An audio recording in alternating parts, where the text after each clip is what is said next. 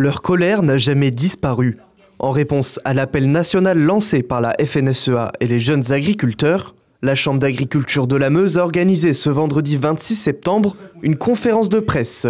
Les éleveurs dénoncent l'accord du Mercosur et les importations d'Ukraine, qu'ils jugent contraires aux normes françaises, une concurrence qu'ils estiment impossible à supporter. On parle du Mercosur, mais c'est des accords qui sont honteux. On place l'agriculture comme monnaie d'échange, alors qu'on devrait la placer en haut de l'échelle. On ne peut pas avoir de la concurrence déloyale, on ne peut pas nous interdire de produire d'une certaine manière en France et à côté aller importer des produits qui ne répondent pas à nos normes de production. On est capable en France de produire une alimentation à la fois saine et de qualité et qui en plus est accessible économiquement aux Français. Autre enjeu pour le monde agricole, la loi Duplon-Menonville votée cet été.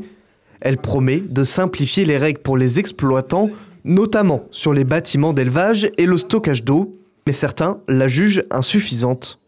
Cette loi, elle vise à permettre au niveau français tout ce qui est permis au niveau européen. Donc c'est une loi d'inspiration européenne, de convergence européenne. Je le dis souvent, marché unique, règle unique.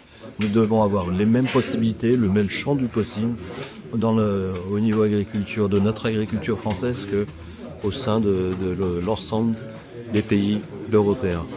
Même règle, marché unique, règle unique. Voilà la philosophie avec le rendu plan qui est la nôtre. C'est absolument indispensable si on veut lutter contre les concurrences déloyales intra-européennes. Du côté des députés, l'optimisme n'est pas vraiment là. Je pense qu'il faut redonner confiance aux agriculteurs, il faut leur redonner des perspectives, il faut les accompagner, les soutenir nos filières, soutenir aussi les générations futures qui doivent reprendre ces exploitations. Mais je suis extrêmement vigilante parce que nous avons en face de nous malheureusement des responsables qui n'ont pas pris toute la mesure des enjeux. Au total, des dizaines d'actions étaient organisées partout en France ce vendredi 26 septembre à l'appel de la FNSEA.